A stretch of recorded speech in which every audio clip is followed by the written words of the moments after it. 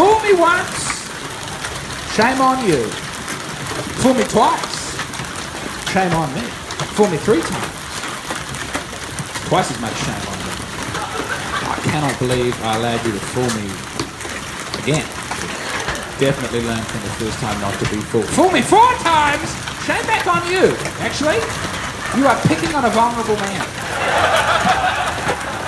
Something has obviously gone wrong with me.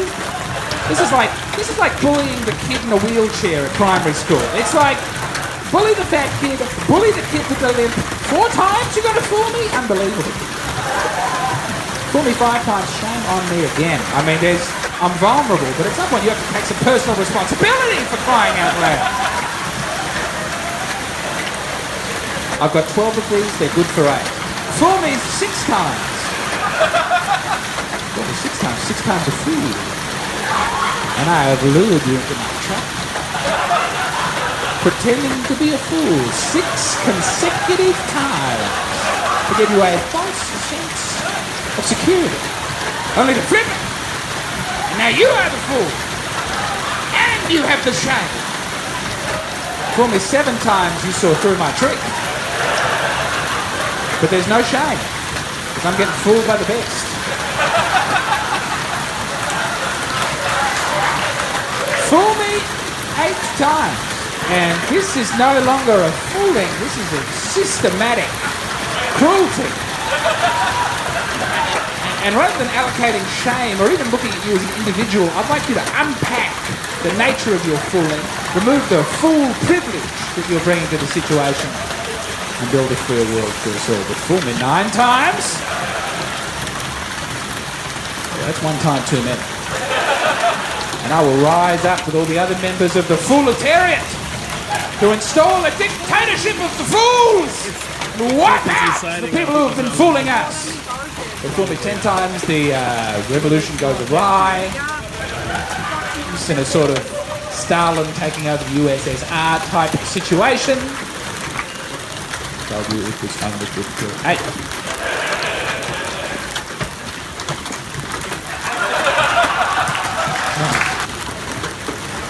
I miss it. I miss the speeches with Trump.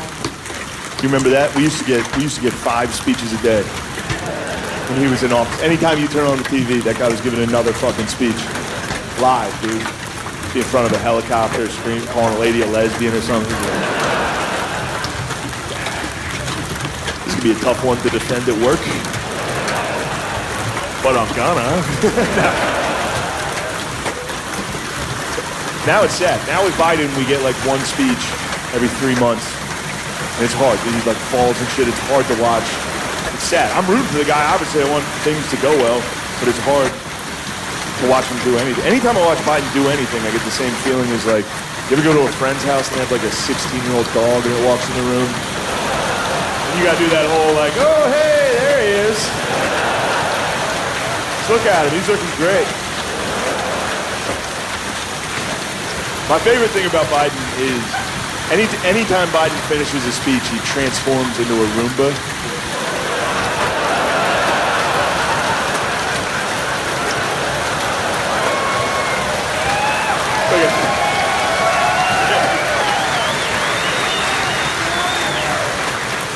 I miss it. I miss the Trump speeches.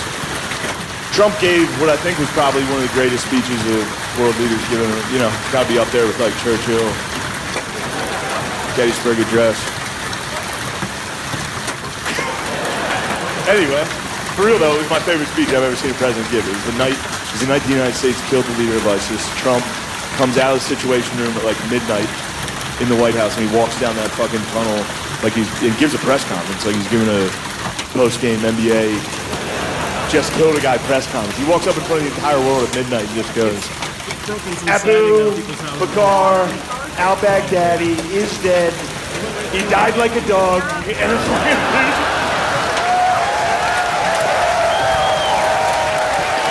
that's all him, dude.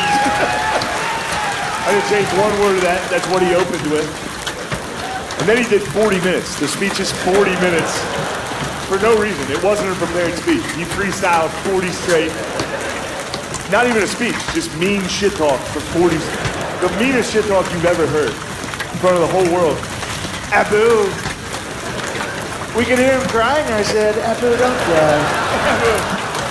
Let me tell you something. Abu cried. He cried quite a bit. I wouldn't have cried. Cry baby Baghdadi. That's what we were all calling it. Look, I love everything about that speech. I love it. I love thinking about Trump in the Situation Room, surrounded by generals watching watching special forces, watching those cocksucking Navy SEALs. Those mother. If I was in there, I'd be like, get out of there, Abu, run. No, I love thinking about Trump in the Situation Room, watching a live military operation. He's the only dude in the room that wasn't military. He must have been the only dude watching it that was like, oh! Like, you could tell he's never seen it before by the fucking speech. The speech sounded like a guy just trying to tell you some shit he saw. A lot of guys would knock on the front door, not these guys, not our guys.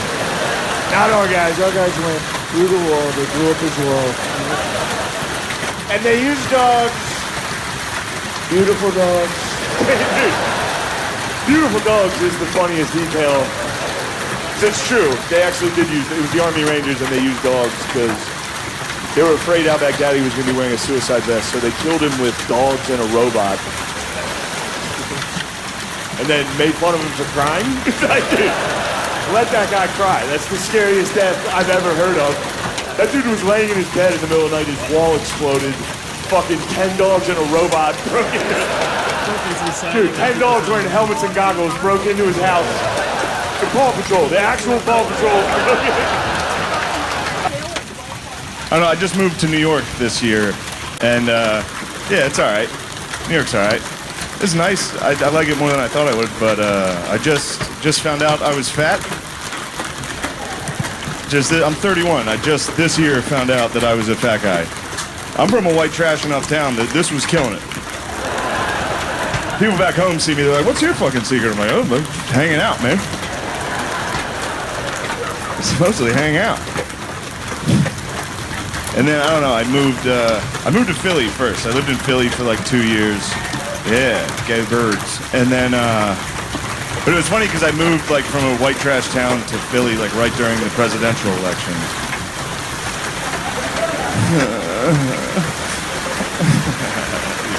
You pussies.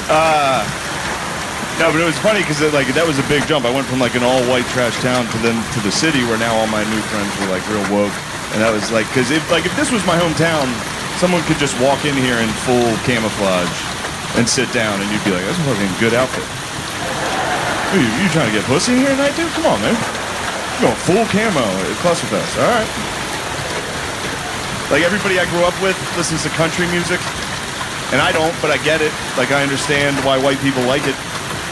You know, like you can relate to it. You can understand all the lyrics. You don't need to Google what a nene is. It's not, I don't know if you know this, every country song's just about exactly what a white guy's doing at that moment. It's like, I turn the radio up. It's like, yeah, fuck yeah. That's good. That's music. That's what I like. You get it. You can relate to it. I ride around, I listen to rap. That's all I listen to. I can't relate to one fucking song. I just ride around by myself, bob my head. It's like, I beat the pussy up. I don't know if I beat it up. Like, I'm like, oh, shadowbox the pussy. I've never knocked it out. Everyone's knocking out pussy. I've never knocked it out. I'm more like Floyd Mayweather with a pussy. Very technical. Very defensive. That's all I listen to. I just ride around, listen to people brag about how good they are at sex. I don't think I've ever made a girl make a sound with my dick. Except like when I lay on them at first and they're like, oh.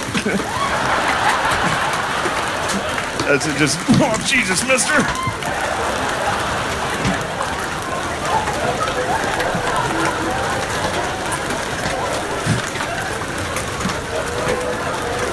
Yeah, good. So that's where I'm from. And then I moved to the city. And here, let me lose you again real quick. It was right during the presidential election. And it was funny because all my friends went from like white trash to, like I said, woke. And they were all like They're all like, did you guys all vote Democrat? Did anybody here vote? Do you guys remember how like confident you guys were going into that last one? You remember that? A little borderline arrogant going into that. All right, don't let it cost you again. No, relax. I did not vote for him.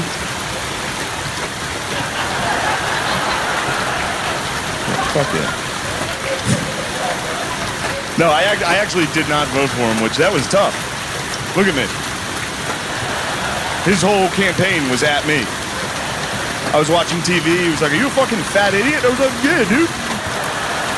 Yeah, what are we doing? What the fuck are we doing, dude? We're building walls? Hell yeah."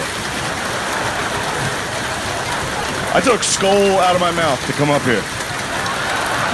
And I didn't vote for Donald Trump. Makes me like the Nelson Mandela of central Pennsylvania.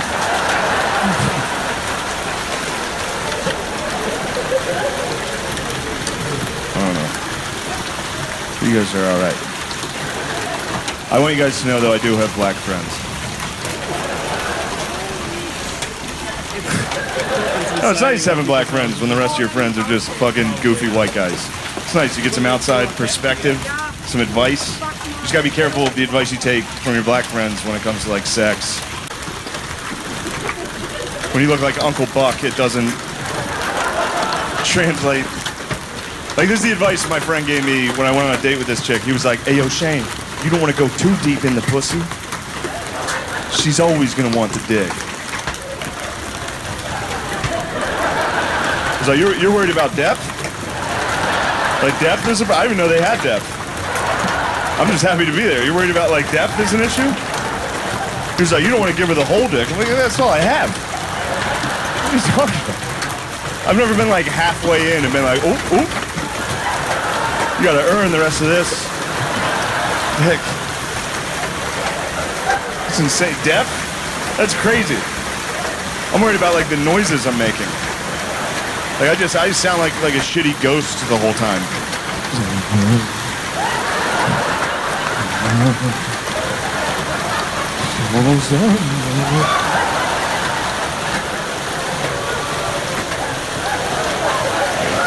Depth. Or my face? You ever worry about your face when you're fucking? Don't do it. Don't think about how dumb you look. You'll end up looking like a fucking psycho trying to look handsome the whole...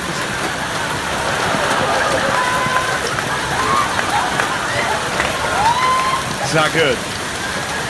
It's worse for me if I let it go. Like, if I just let my face go during sex. Like, I look like Brandon Dassey from Making a Murderer the whole...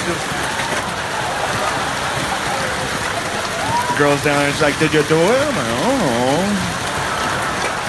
yeah."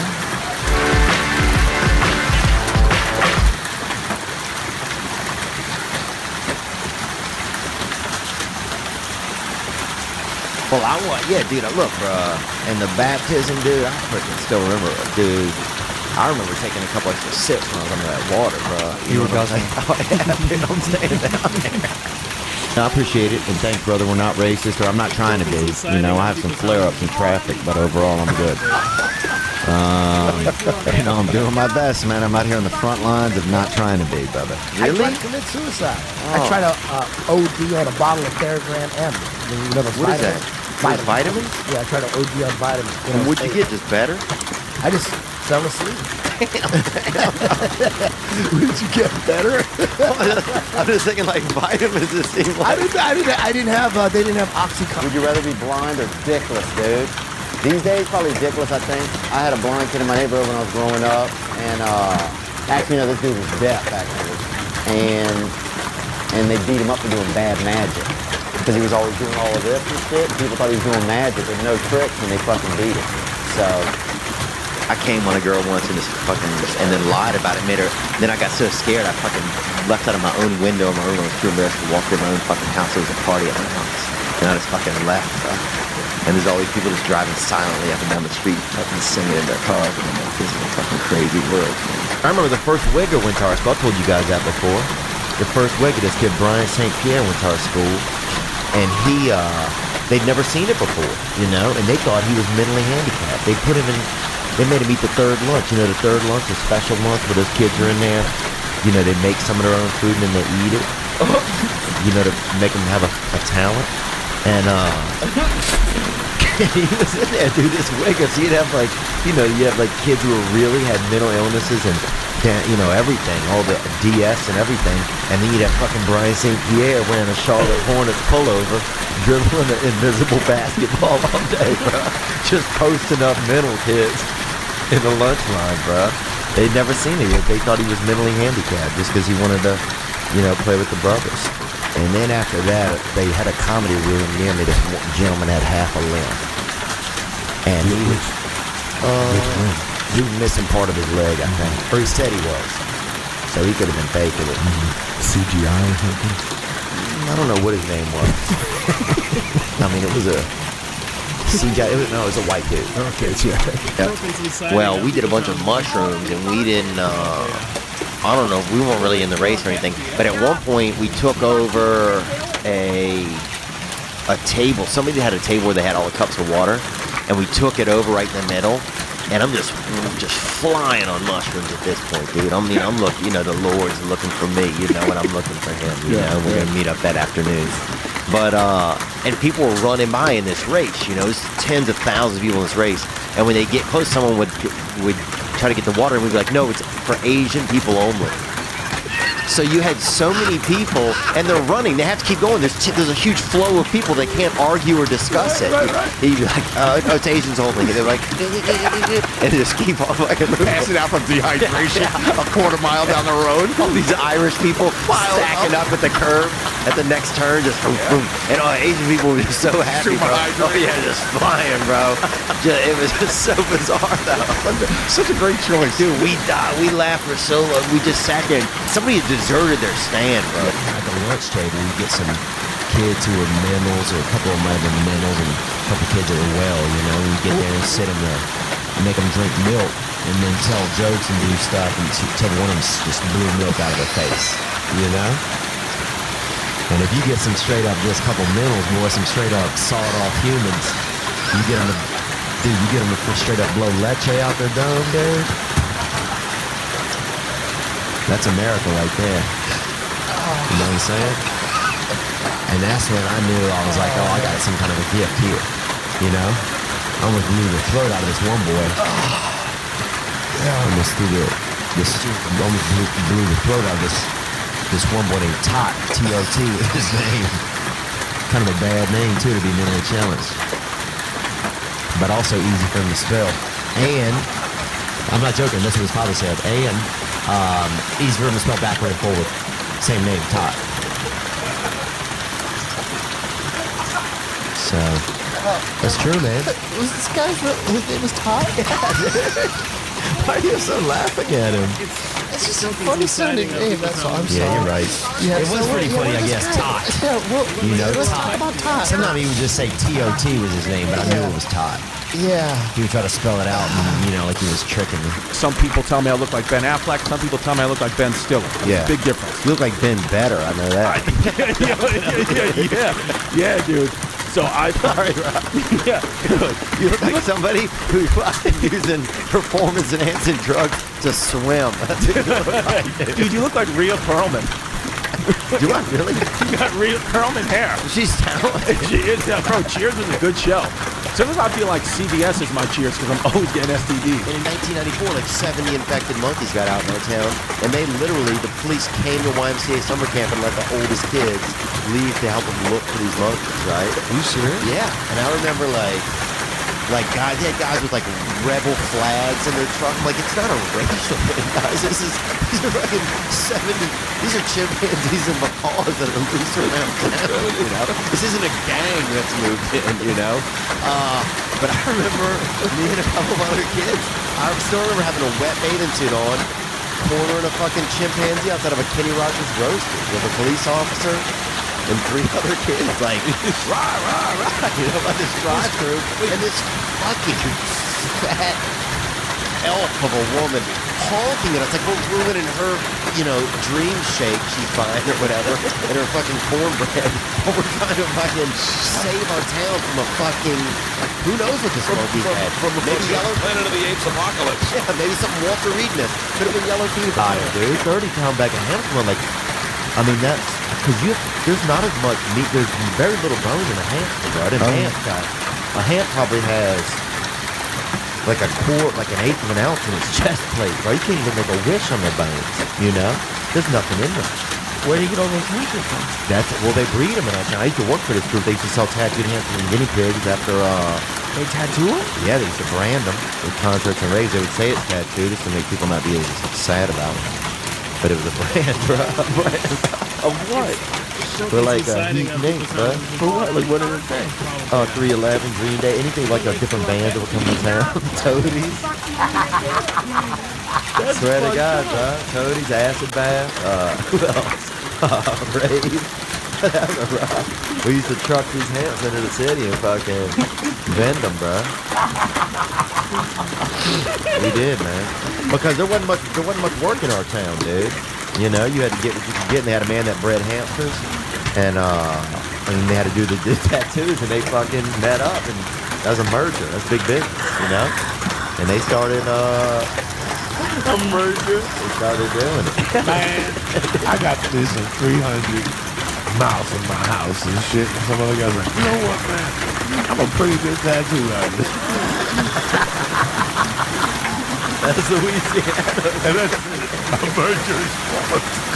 Girl in our town, we locked this big girl one time. We ate some acid, and we locked this big girl into a room at this party, and we kept going in there with fucking pots and fucking warm water, fucking pouring it on. I feel bad.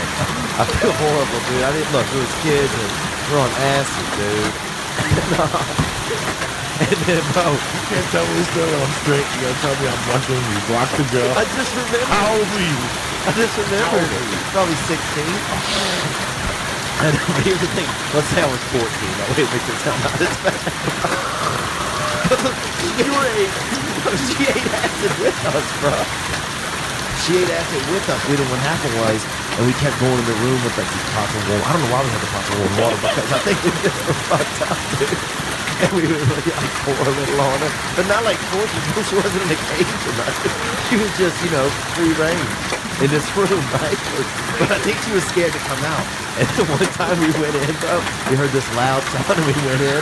And she had ran against one of the walls so hard, bro, had fucking moved the entire wall in this house, dude.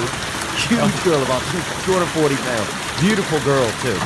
The most beautiful, biggest girl that I've ever known. Beautiful girl, beautiful hair, beautiful face, large and beautiful. But she fucking got lifted, bro.